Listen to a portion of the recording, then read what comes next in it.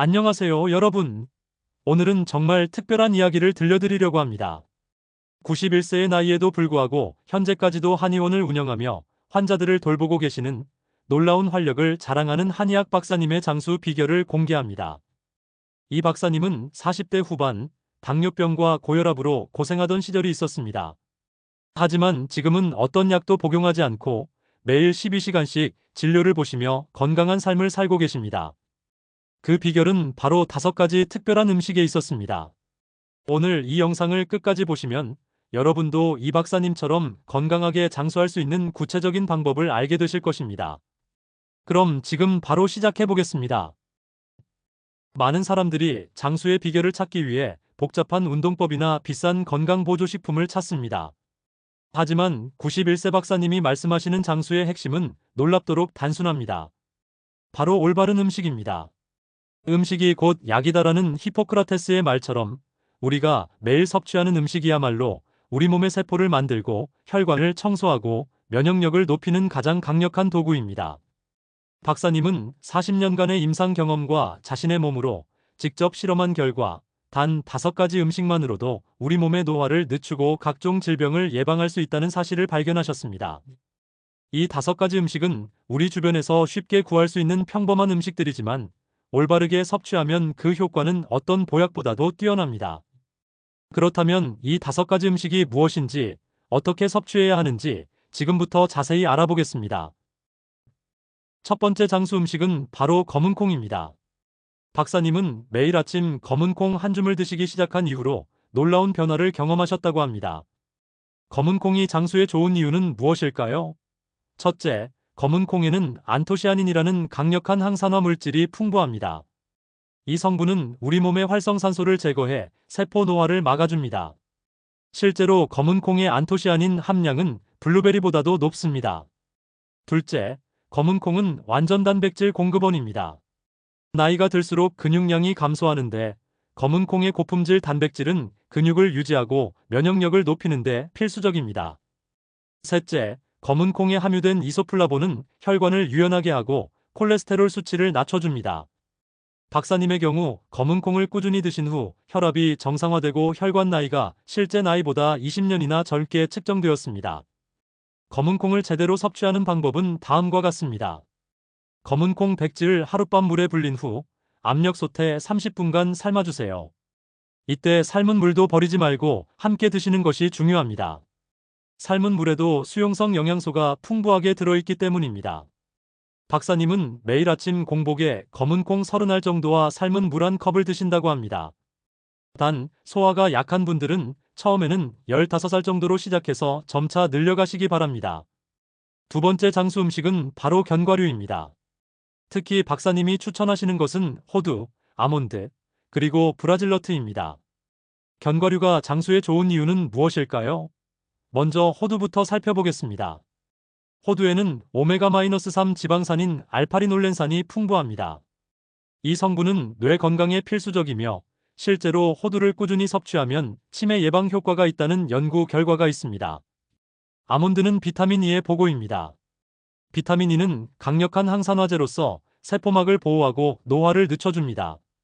또한 아몬드의 마그네슘은 혈압 조절과 심장 건강에 도움을 줍니다.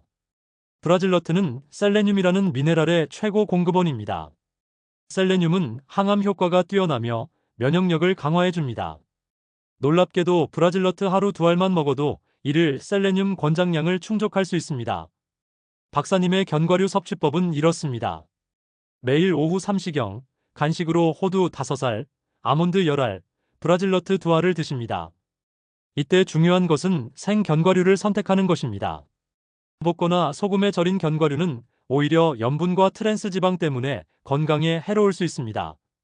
견과류를 더욱 효과적으로 섭취하는 팁을 알려드리면 하룻밤 물에 불린 후 드시면 소화 흡수율이 높아집니다. 또한 견과류는 칼로리가 높으므로 하루 한 줌 정도로 제한하시는 것이 좋습니다. 세 번째 장수 음식은 등푸른 생선입니다. 박사님이 특히 권하시는 생선은 고등어, 꽁치, 정어리입니다.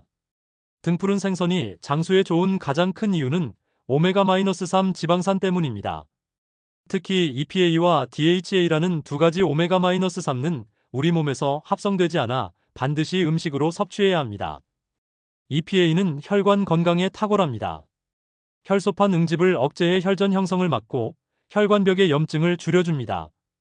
실제로 박사님은 등푸른 생선을 꾸준히 드신 후 혈관 내피 기능이 크게 개선되었다고 합니다. DHA는 뇌 건강의 핵심입니다. 뇌 조직의 30% 이상이 DHA로 구성되어 있으며 이는 기억력과 인지 능력을 유지하는 데 필수적입니다. 박사님이 91세에도 명료한 판단력을 유지하시는 비결이 바로 여기에 있습니다. 등푸른 생선의 또 다른 장점은 고품질 단백질입니다. 생선 단백질은 육류보다 소화 흡수가 쉽고 필수 아미노산이 균형 있게 들어 있습니다. 박사님의 생선 섭취법을 공개하면 일주일에 3회 이상 등푸른 생선을 드십니다. 조리법은 굽기보다는 조림이나 찜을 선호하십니다.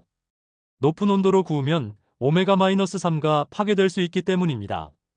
특히 고등어 조림을 만들 때는 물을 함께 넣어 드십니다.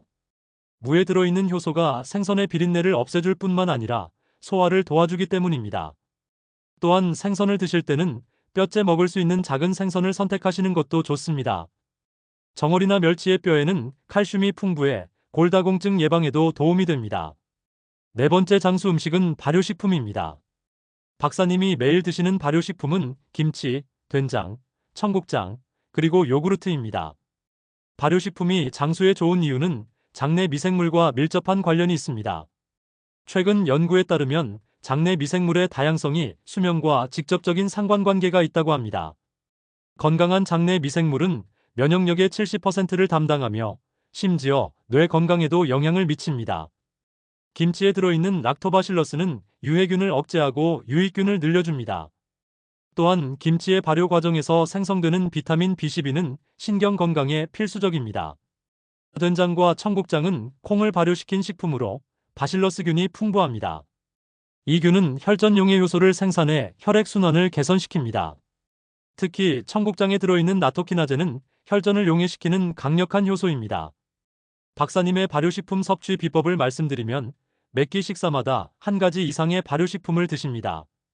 아침에는 요구르트, 점심에는 된장국, 저녁에는 김치를 드시는 식입니다.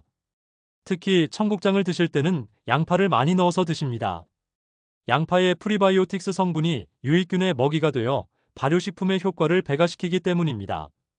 또한 박사님은 직접 만든 발효식품을 선호하십니다. 시중에 판매되는 제품들은 방부제나 화학 조미료가 들어있을 수 있고 살균 과정에서 유익균이 죽을 수 있기 때문입니다. 발효식품을 드실 때 주의할 점은 너무 짜지 않게 섭취하는 것입니다. 나트륨 과다 섭취는 고혈압의 원인이 될 수 있으므로 김치나 장류를 드실 때는 다른 음식의 염분을 줄이시기 바랍니다. 마지막 장수 음식은 녹색잎 채소입니다. 박사님이 매일 드시는 녹색잎 채소는 시금치, 케일, 브로콜리, 그리고 미나리입니다. 녹색잎 채소가 장수에 좋은 이유는 엽산과 질산염 때문입니다. 엽산은 DNA 합성과 세포 분열에 필수적이며 혈관 건강을 해치는 호모시스테인 수치를 낮춰줍니다. 질산염은 우리 몸에서 산화질소로 변환되어 혈관을 확장시키고 혈압을 낮춰줍니다. 실제로 시금치나 케일 같은 잎채소를 꾸준히 섭취하면 혈압이 자연스럽게 낮아진다는 연구 결과가 있습니다. 또한 녹색 잎채소의 풍부한 루테인과 제아잔틴은 눈 건강에 탁월합니다. 이 성분들은 황반 변성을 예방하고 백내장 위험을 줄여줍니다. 박사님이 91세에도 돋보기 없이 진료를 보실 수 있는 비결이 바로 여기에 있습니다. 케일은 특히 칼슘 함량이 높습니다. 백지당 칼슘 함량이 우유보다도 높으며 흡수율도 더 좋습니다. 또한 비타민 K가 풍부해 골밀도를 높이는 데 도움이 됩니다. 브로콜리에는 설포라판이라는 항암 성분이 들어 있습니다. 이 성분은 해독 효소를 활성화시켜 발암물질을 중화시키는 역할을 합니다. 박사님의 녹색잎 채소 섭취법은 이렇습니다. 매일 최소 300지 이상의 녹색잎 채소를 드시며 가능하면 생으로 드시거나 살짝 데쳐서 드십니다. 오래 끓이면 비타민과 미네랄이 파괴되기 때문입니다. 특히 시금치를 드실 때는 옥살산을 줄이기 위해 끓는 물에 30초간만 데친 후 찬물에 헹궈서 드십니다. 그리고 참기름과 마늘을 넣어 무쳐 드시면 지용성 비타민의 흡수율이 높아집니다. 이제 5가지 장수 음식을 어떻게 조합하고 언제 섭취해야 하는지 알려드리겠습니다. 박사님이 40년간 연구하고 실천해온 최적의 조합법입니다. 아침 공복에는 검은 콩과 삶은 물로 시작합니다. 공복 상태에서 검은 콩을 드시면 혈당 상승을 억제하고 하루 종일 포만감을 유지할 수 있습니다. 오전 십시경에는 녹색잎 채소 주스를 드십니다. 케일, 시금치, 미나리를 믹서에 갈아서 만든 주스로 이때 사과 반 개를 넣으면 맛도 좋아지고 영양소 흡수도 더 잘 됩니다. 점심에는 등푸른 생선과 발효식품을 함께 드십니다. 고등어 조림에 된장국, 그리고 김치를 곁들이는 식입니다. 이 조합은 오메가-3와 프로바이오틱스가 시너지 효과를 내어 혈관 건강과 장 건강을 동시에 챙길 수 있습니다. 오후 삼시경 간식으로는 견과류를 드십니다. 이때 우유나 두유와 함께 드시면 단백질 흡수율이 높아집니다. 저녁에는 브로콜리나 케일 같은 십자화과 채소를 충분히 드십니다. 저녁 시간대에 십자화과 채소를 드시면 밤사이 해독 작용이 활발해져 다음날 몸이 한결 가벼워집니다. 중요한 것은 이 5가지 음식을 매일 빠짐없이 드시는 것입니다. 하나라도 빠지면 영양의 균형이 깨질 수 있기 때문입니다. 마지막으로 91세 박사님의 실제 하루 식단을 공개해드리겠습니다. 이는 박사님이 40년간 실천해온 완성된 식단으로 여러분도 따라하실 수 있습니다. 아침 6시 기상 후 미지근한 물 한 컵과 함께 검은 콩 30알을 드십니다. 이때 검은 콩 삶은 물도 함께 드시는 것을 잊지 마세요. 아침 7시 현미밥 한 공기, 미역국, 그리고 계란찜을 드십니다. 여기에 김치 조금과 볶은 멸치를 곁들입니다. 오전 10시 케일과 시금치로 만든 녹색 주스 한 잔을 드십니다. 사과와 당근을 조금 넣어 맛을 조절합니다. 점심 12시 고등어 조림이나 꽁치구이와 함께 현미밥, 된장국, 그리고 각종 나물을 드십니다. 특히 브로콜리 나물을 빠뜨리지 않으십니다. 오후 3시 견과류 한 주모두 5알, 아몬드 10알, 브라질너트 2알을 우유 한 잔과 함께 드십니다. 저녁 6시 현미밥 반 공기, 청국장찌개, 그리고 시금치나물, 케일볶음을 드십니다. 저녁에는 탄수화물을 줄이고 채소 위주로 드시는 것이 포인트입니다. 저녁 9시 요구르트 한 개를 드시며 하루를 마무리합니다. 박사님은 이 식단을 40년간 지키시며 단 한 번도 감기에 걸리지 않으셨고 현재까지 어떤 약도 복용하지 않고 계십니다. 지금까지 91세 한의학 박사님의 5가지 장수 음식과 그 실천법에 대해 알아보았습니다. 검은 콩, 견과류, 등푸른 생선, 발효식품, 그리고 녹색잎 채소. 이 5가지만 제대로 드셔도 여러분의 건강 나이는 지금보다 훨씬 젊어질 것입니다. 하지만 가장 중요한 것은 꾸준함입니다.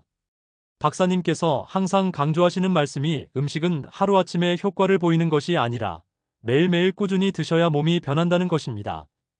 처음부터 모든 것을 다 하려고 하지 마세요. 먼저 5가지 중에서 가장 실천하기 쉬운 것 하나부터 시작해 보세요. 예를 들어 매일 아침 검은 콩 한 줌을 드시는 것부터 시작하시면 됩니다. 그리고 한 달 정도 지나면 몸의 변화를 느끼실 수 있을 것입니다. 피부가 좋아지고 소화가 편해지고 잠도 깊게 주무시게 될 것입니다. 91세 박사님의 말씀을 마지막으로 전해드리면 나이는 숫자에 불과합니다. 올바른 음식과 긍정적인 마음가짐만 있다면 누구나 건강하게 장수할 수 있습니다. 여러분도 오늘부터 이 5가지 장수 음식으로 건강한 삶을 시작해 보시기 바랍니다. 이 영상이 도움이 되셨다면 좋아요와 구독 부탁드리며 댓글로 여러분의 실천 후기도 들려주세요. 건강하고 행복한 하루 되세요.